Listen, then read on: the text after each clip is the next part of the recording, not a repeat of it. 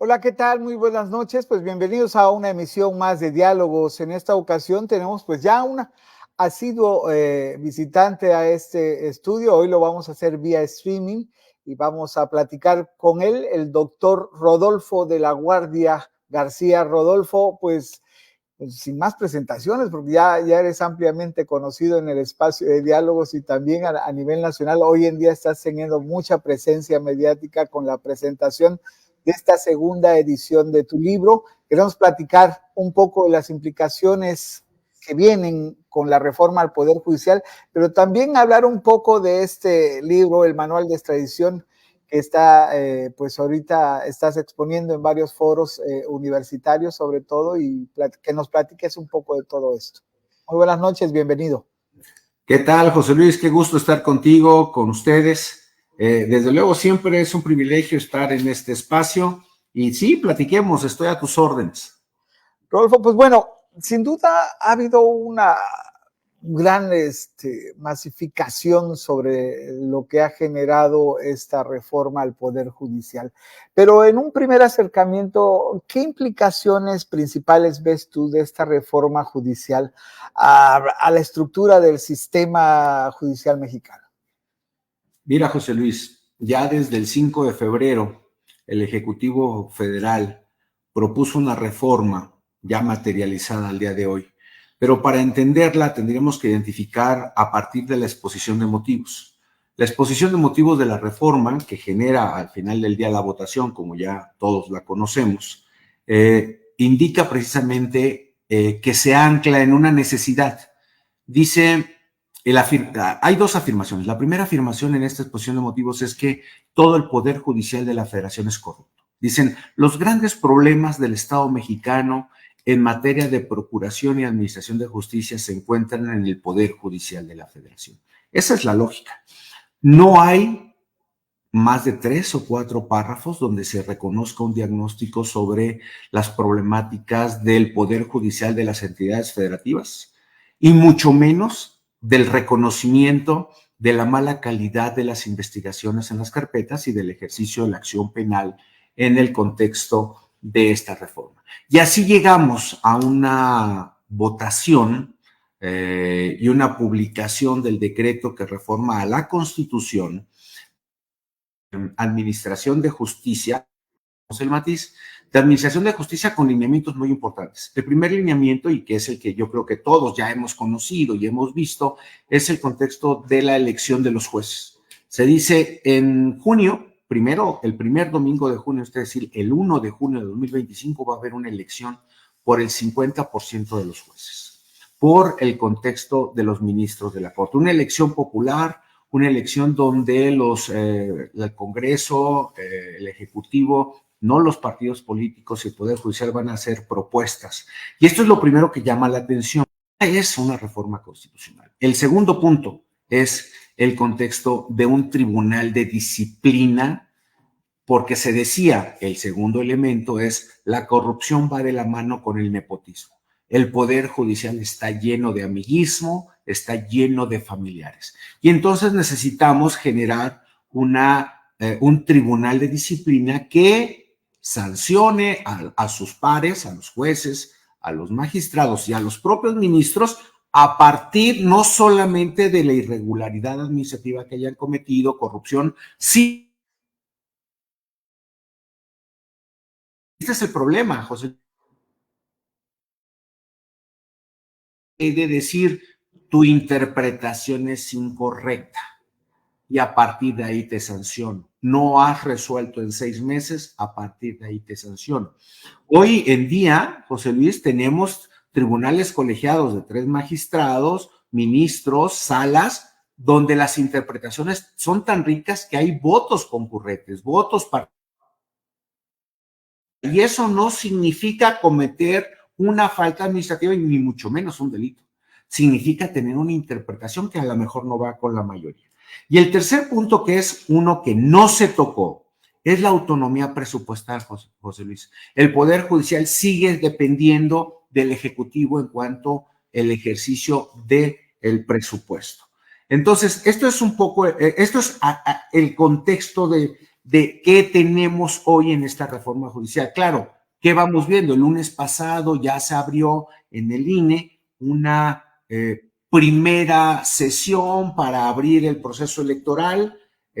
Tenemos 30 días para la convocatoria, imagínate, 30 días para la convocatoria a jueces. No sé si tú quieras ser juez, José Luis, con mucho gusto te puedo dar una carta de recomendación.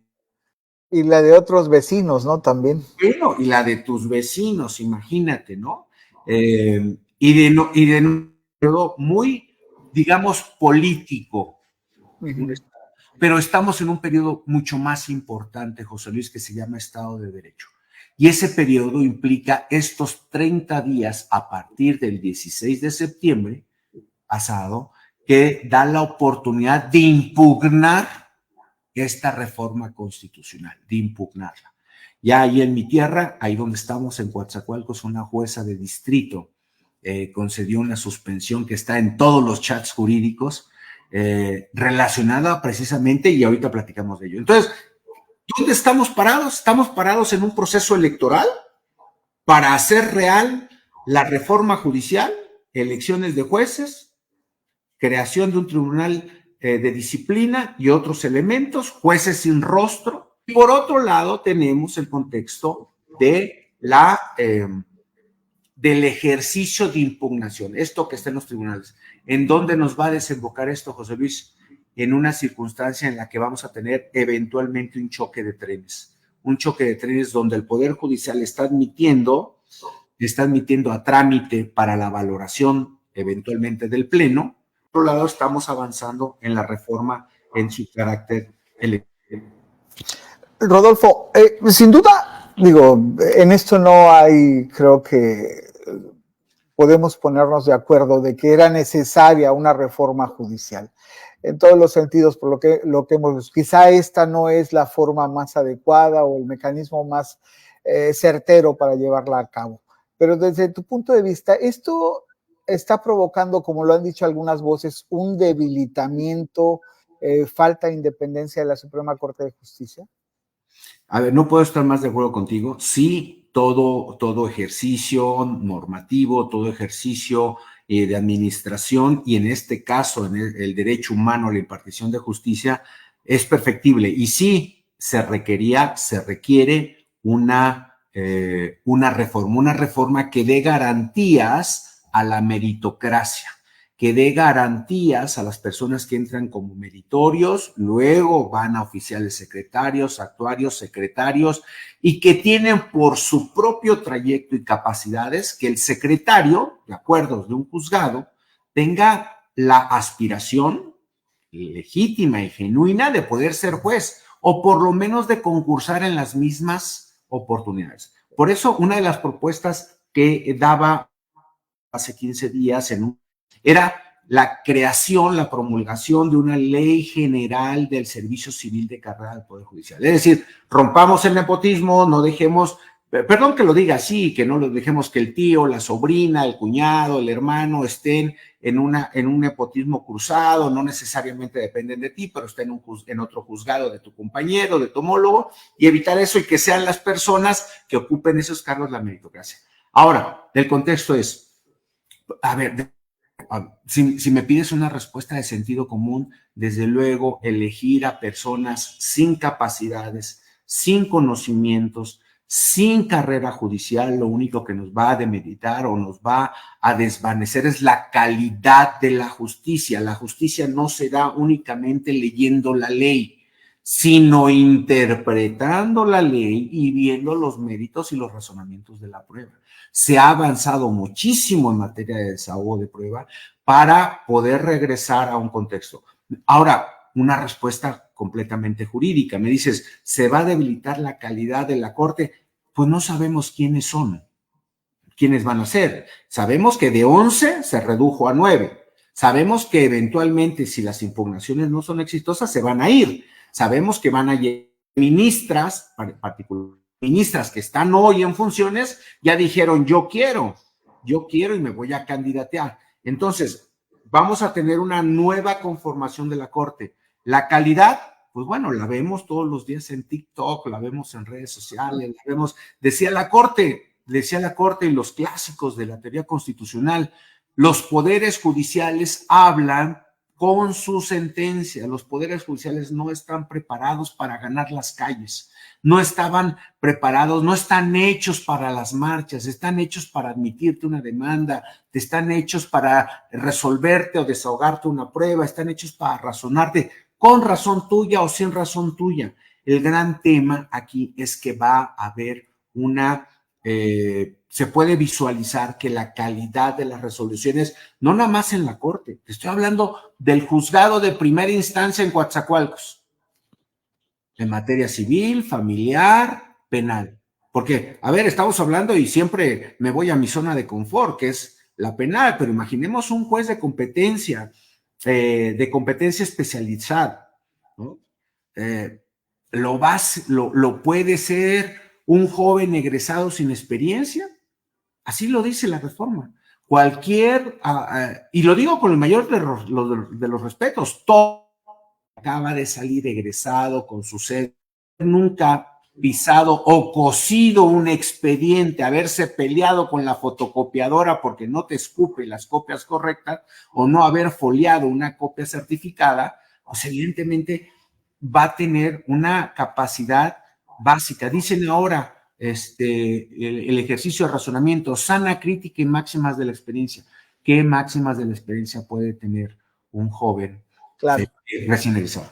Ahora, Rodolfo, se ha hablado esto porque incluso en puntos a veces de la ignorancia masiva, 80% de los delitos o de las relaciones judiciales que se establecen con el ciudadano o entre ciudadanos o entes ocurren en las fiscalías estatales.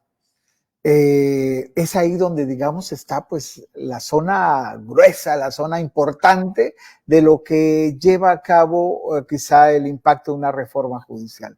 ¿Tú crees que esto va a tener implicaciones de alguna otra manera para que ayude a mejorar la justicia en las fiscalías estatales? Ninguna. Te voy a explicar por qué. Desde mi óptica, el hecho de poner nuevos jueces, nuevos magistrados o nuevos ministros en nada ayuda al contenido de la infraestructura o de la calidad de un dictamen pericial, en nada ayuda en la capacitación, en la teoría del caso, en las líneas de investigación de un homicidio, de un robo a transeúnte, de un feminicidio, en nada ayuda, ¿no? En nada ayuda. Tal vez, discúlpame, José Luis, por no ser políticamente correcto, tal vez ayude, pero es que esta casa, aquí contigo siempre hay libertad. Entonces, tal vez ayudaría que los asuntos llegaran más fácilmente y los asuntos pasaran con más tranquilidad, que fue designado, que fue electo, que ante su incapacidad o ante su capacidad manifiesta no viera el derecho como lo tiene que ver y fuera una máquina registradora de asuntos. Si lo que me quieres decir es que el día de hoy es la contención del Poder Judicial del Estado, en algunos estados, no en todos, querido José Luis, y que el Poder Judicial de la Federación, a través del amparo, es la contención de la mala calidad de las investigaciones, sí, hoy sí, pero si lo que se está apuntando es a que las investigaciones sigan con una calidad mínima, con la mínima investigación, con los mínimos recursos, pero que se dé, digamos, las en órdenes de aprehensión, al final del día se sentencie casi con un sentido de argumentación mínima, pues a lo mejor por ahí podemos ver vislumbrar algún apoyo del nuevo Poder Judicial. Pero tal como está la reforma, el Ministerio Público va a seguir con las mismas deficiencias y carencias. Ahora, lo dijiste de alguna u otra manera sin abundar mucho al inicio de tu intervención. El tema es sí de calidad en cuanto a los que interactúan dentro del Poder Judicial, pero también hay un tema de presupuesto importante, ¿no? Y en esto tampoco, incluso hay hasta un poco de recorte en ese sentido, ¿no? Por la baja de salarios, por todo lo que puede implicar y llevar a actos de corrupción. Sí, a ver, el presupuesto pasa por elementos básicos, la infraestructura. Lo hemos platicado durante años, querido José Luis. La infraestructura no nada más es tener un lugar donde despachar de manera cómoda, sino tener los mínimos instrumentos para poder accesar. Hoy hay juzgados que ni siquiera tienen internet. Imagínate, ministerios públicos que ni siquiera tienen internet. Se habla de un tipo de justicia digital, no la hay. Pero luego nos vamos al contexto del presupuesto para investigar. No, el presupuesto para investigar. ¿Cuál es la investigación igualitaria? Necesariamente, no podemos discriminar. Todo asunto denunciado tiene y requiere una calidad igualitaria en la investigación. Y todo es recursos. Un dictamen pericial es recursos. Un viático es recurso, que tiene que trasladarse el perito de un lugar a otro. El ejercicio de la investigación per se no existe, y también lo hemos comentado en alguna otra ocasión, no existe un número de poder decir cuánto cuesta investigar un homicidio. Todos son distintos, todos son complejos. Por eso es que el presupuesto no nada más, los autores clásicos dicen que la autonomía presupuestal es la verdadera razón de la autonomía judicial. ¿Por qué? Porque entonces el Poder Judicial no depende de las decisiones económicas o no se siente estrangulado de las decisiones económicas. Recordarás, no hace mucho, hace menos de 15 días, con motivo del paro, hubo una voz de un senador de la República que dijo, este paro es ilegítimo, es ilícito y van a venir los descuentos, ¿no? Más claro, no habrá un impacto de esta reforma judicial en lo que ocurre en las fiscalías estatales. Nada. Tal vez tener un juez que pueda ser más asequible al contenido del ejercicio ministerial. Rodolfo, también se ha hablado de que esta reforma judicial pues tiene algunos precedentes en otros países. Desde tu punto de vista, ¿qué cosas buenas pudiera verse en el exterior que han funcionado y qué no ha funcionado? A ver, sin duda es necesario que la administración del Poder Judicial esté fuera de la estructura orgánica del propio Poder Judicial. Es decir, quien administra, y eventualmente quien investigue y sancione a los jueces, no puede ser alguien que esté dentro de la misma estructura del Poder Judicial. Me parece que eso es un acierto. Muchos poderes judiciales en el derecho contemporáneo implican que quien administra, sí, vaya de la mano de las necesidades del Poder Judicial, pero el Poder Judicial no debe de administrar sus recursos, debe dedicarse a juzgar. Y como consecuencia de ello, debe de haber un órgano autónomo. Hoy no lo hay, el Consejo de la Judicatura depende de la propia estructura del Poder Judicial, aunque la presidenta de la Corte es la presidenta del Consejo de la Judicatura. Entonces, en esa lógica creo que sí hay necesario. Segundo elemento, decía yo, meritocracia, una ley general de servicio civil de carrera, que las personas que están dentro del servicio civil de carrera del Poder Judicial tengan la expectativa, la capacitación de manera igual.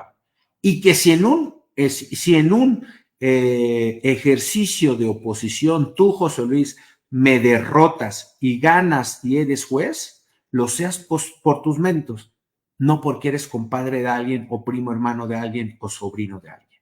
Eso me parece que es una regla fundamental. ¿Qué otro elemento me parece también entendible dentro del derecho contemporáneo de los poderes judiciales? Me parece que estamos avanzando correctamente en el sistema adversarial oral, en los sistemas orales. La transparencia, cada vez más los debates de los jueces, de los tribunales colegiados, de los tribunales de apelación, de las propias salas de la Corte, ahora ya no existen, pero del Pleno tienen que ser transparentes. Y por transparente significa que se debe de saber absolutamente todo y se debe de publicar todo lo que se esté debatiendo. Hoy en publicidad, pero si tú quieres ir a una sala de audiencias, te dicen que no, que el juez no lo permite y no te dan razones y entonces tu publicidad se va al bote de la basura. ¿Por qué?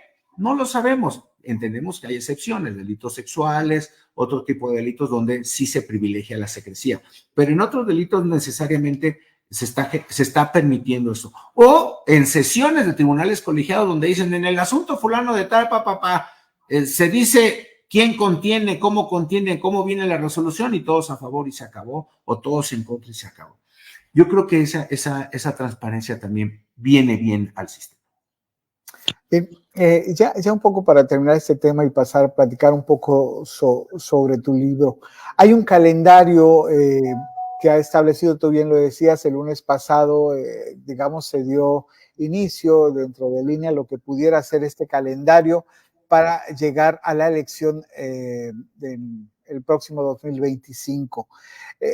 ¿Crees que el ciudadano común, el de a pie, vaya a estar interesado en un proceso donde tenga que llegar con 25 boletas, elegir quizá 460 por ahí, personas que tienen que anotar, en algunos casos que no sepan ni quiénes son? Ya ha habido ejercicios por parte de algunos actores políticos donde ven abrumador este ejercicio electoral que se va a llevar a cabo en el 2025. ¿Tú cómo ves este entorno?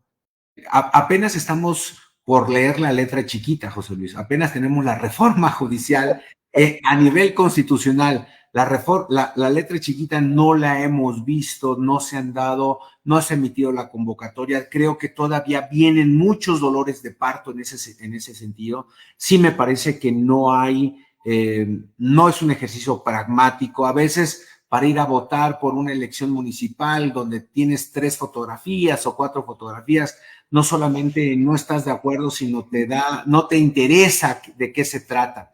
Me parece que no va a despertar el interés más que de aquellos actores políticos que están interesados en rellenar, por llamémoslo así, hacer las filas suficientes en ese 1 de junio de 2025, que es cuando va a ser la elección.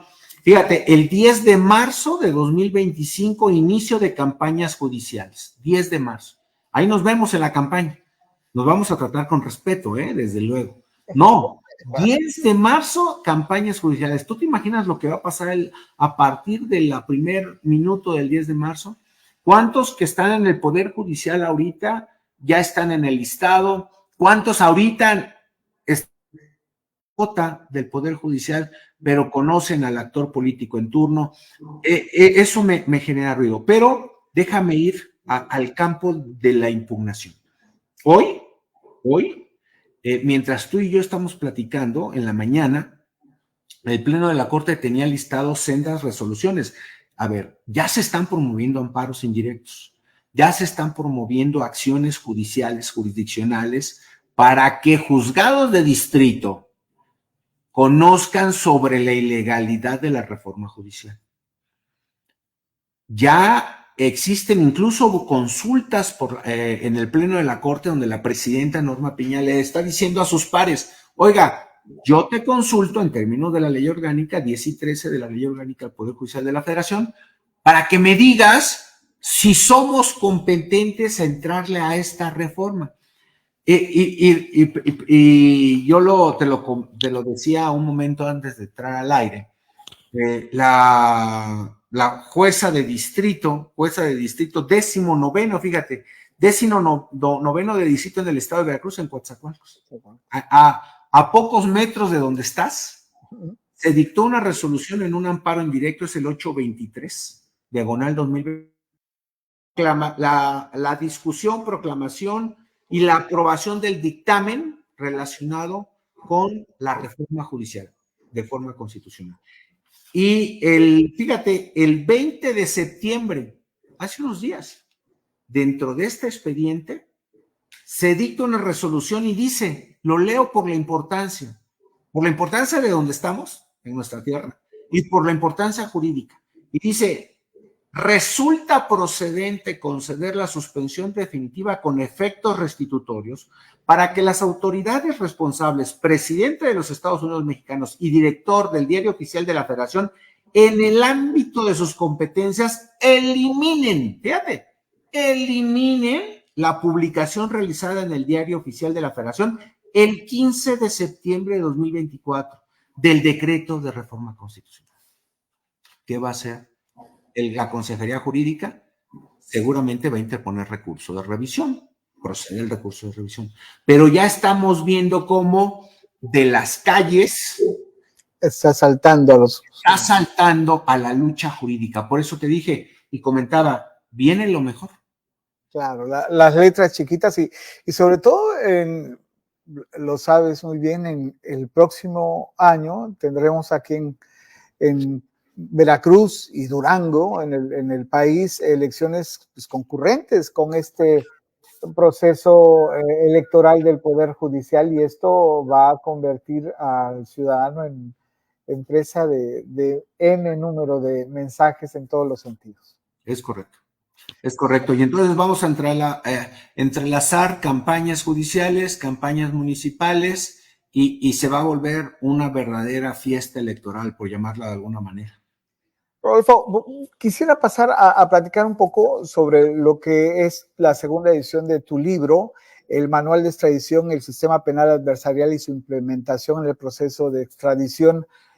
Un libro que a lo largo de 5 capítulos hace un pues, exhaustivo análisis de la regulación y de lo que ha implicado en el país el proceso de extradición.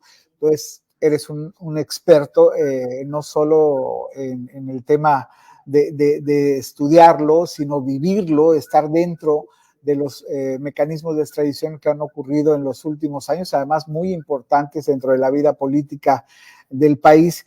Y este libro me queda claro que es ya una referencia en este sentido.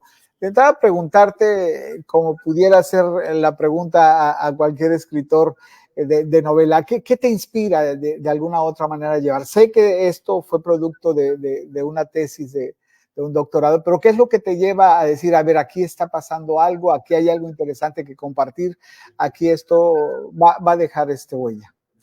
Mira, querido José Luis, tú lo sabes, la vida me llevó para profesionalmente incursionar durante casi 17 años en lo que era la Procuraduría General de la República, en esa institución, bella institución.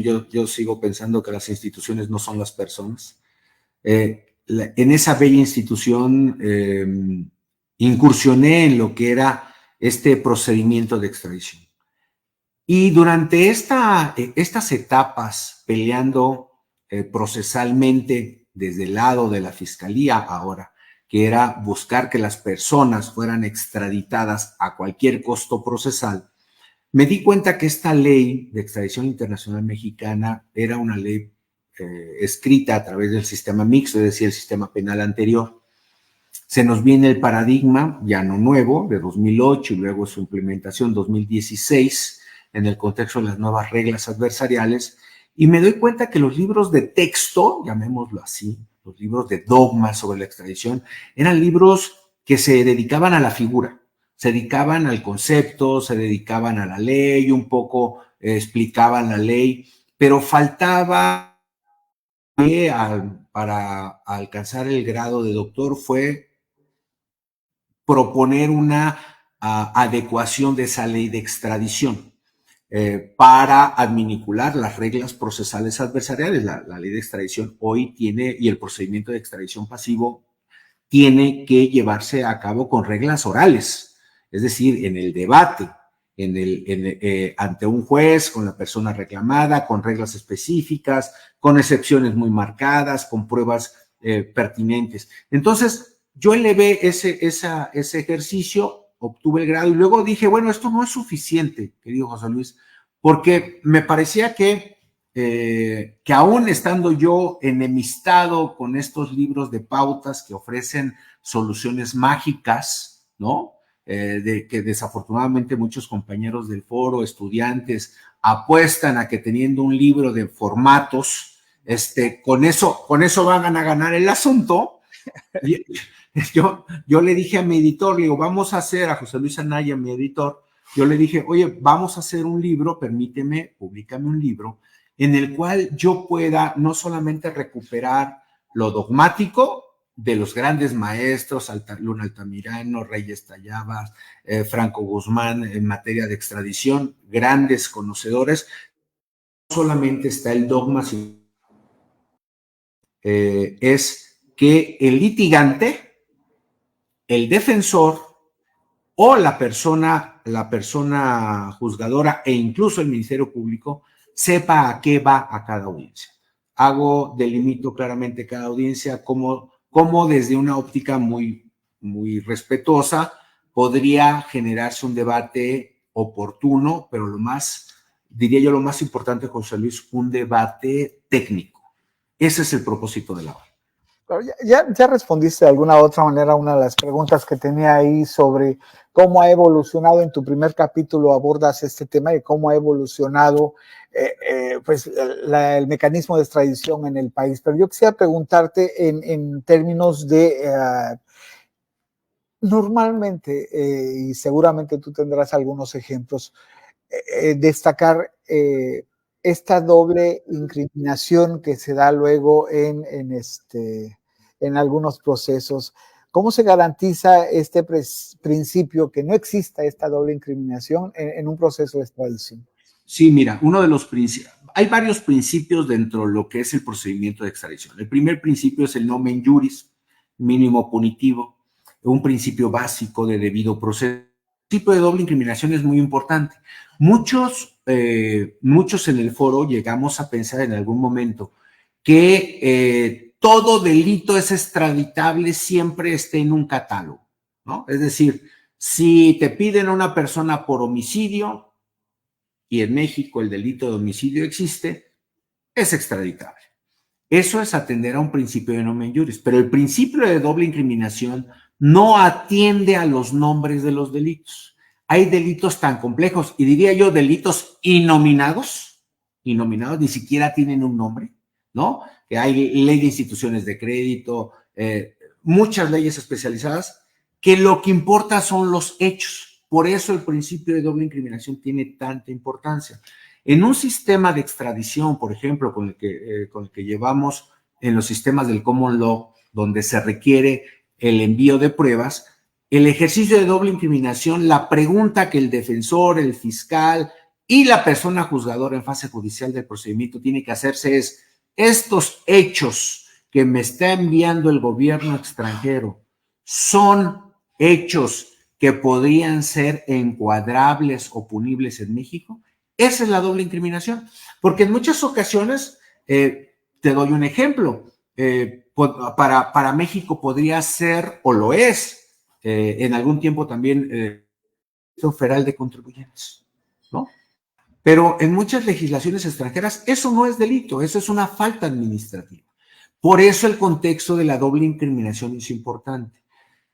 Operaciones con recursos de procedencia ilícita o como se llama, lavado de dinero, son tan casuísticas las conductas, tan específicas. Hay una cantidad tan importante de posibles mezclas de conductas en el 400 bis del Código Penal, me estoy refiriendo a las operaciones con recursos de procedencia ilícita o lavado de dinero, que lo que importa es ver los hechos que se dice que se cometieron en el extranjero para ver si encuadran, es decir, si tienen un ejercicio mínimo de tipicidad en México. Eso es la doble incriminación. Por eso es tan importante, yo la explico académicamente, estos son los hechos que nos manda el gobierno extranjero, esta es nuestra norma.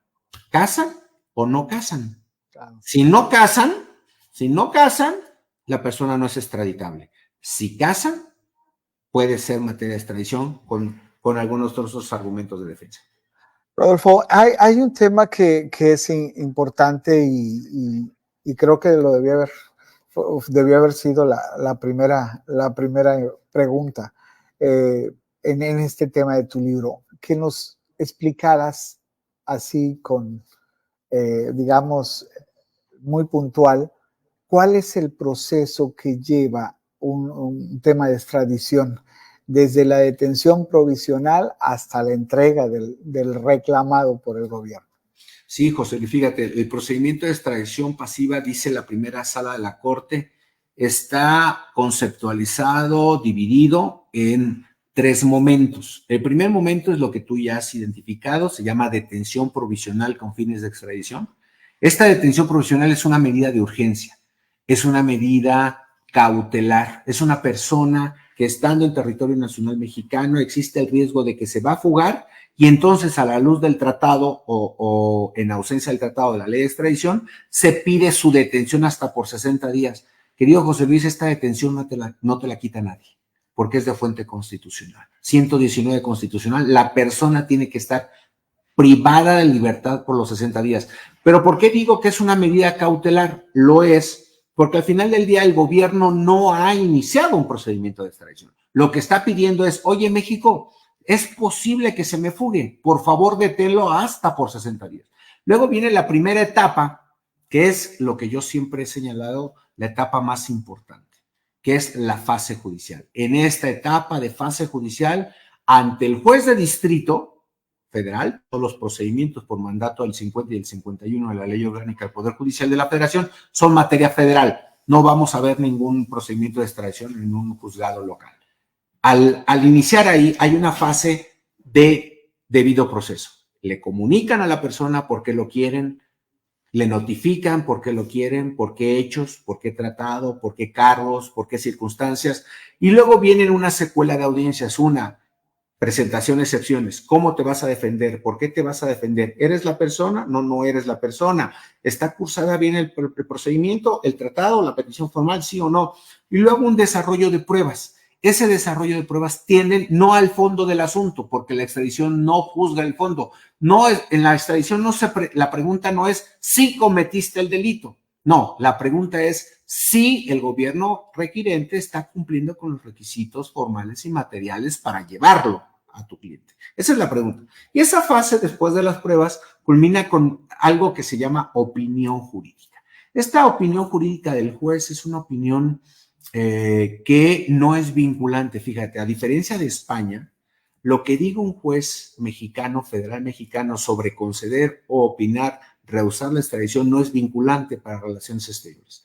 ¿Esto qué significa? Que podemos dar el caso de que hayamos tenido una gran defensa ante el juez y el juez diga, yo opino que no debe ser y relaciones exteriores conceder la extradición. Por eso se llama opinión no amparable, es decir, no procede el amparo porque es una decisión intraprocesal. Y luego Relaciones Exteriores en 20 días dicta la resolución que sí es la decisión soberana del gobierno mexicano de entregar a una persona. Esa resolución, 30 días para amparo indirecto. Eso es un muy breve tiempo el procedimiento. Rodolfo, ya para terminar, en tu libro, Manual de Extradición, pues hay una propuesta de reformas a la ley de extradición internacional. La pregunta muy puntual, ¿cuáles son los cambios más urgentes que debería implementarse para garantizar un proceso justo y eficaz en este tema de la extradición? Hay una de debido proceso de extradición a las reglas del sistema adversarial, es decir, que todos tengamos claro cuáles son las reglas de conducción del Consejo de la Judicatura Federal hace 2 meses, pero esas guías únicamente te dicen el ABC. La ley de extradición, que no quede duda de qué va a pasar y cómo. No llegan, no sabes a qué vas. Y por eso es tan importante. Y la segunda, que creo que esa es de fondo, no de forma, de fondo, es darle valor jurídico a la opinión del juez. Me parece que si el procedimiento de extradición tiene una fase judicial donde el juez tiene que garantizar el debido proceso, el juez tenemos que cambiar el paradigma sin que sea una decisión soberana del Ejecutivo, pero sí el Poder Judicial como miembro del Estado mexicano, porque al final quien concede la extradición es el Estado mexicano, no necesariamente y exclusivamente es una decisión unipersonal del Poder Ejecutivo, a través de ello se materializa. Sí creo que la opinión jurídica del juez tiene que tener una fuerza y una sólida convicción en lo que se decida por relaciones exteriores. Rodolfo, pues muchas gracias una vez más por estar aquí con nosotros en diálogo, sin duda muy claro lo que tiene que ver con lo que viene de la reforma judicial en el país, es un tema que va a estar o está ya en boca de todos y que sin duda tiene implicaciones sociales muy importantes. Te agradezco de nueva cuenta el tener la oportunidad de platicar contigo de este tema y también de tu libro, y mucho éxito y felicidades, y que sigas aportando al derecho todo tu conocimiento. Muchísimas gracias, José Luis. Un abrazo a todos por allá. Mi cariño, y ya sabes, el reconocimiento de siempre para ti, para tu labor periodística. Muchas gracias. Pues bien, amigos, esta fue una edición más de Diálogos a través de las plataformas digitales de Diario del Istmo. Agradecemos a nuestro director editorial, Héctor Robles Barajas, por supuesto también a nuestro director de plataformas digitales, Yair Robles Barajas, y a Alberto Ramos, nuestro amigo y productor. Muy buenas noches.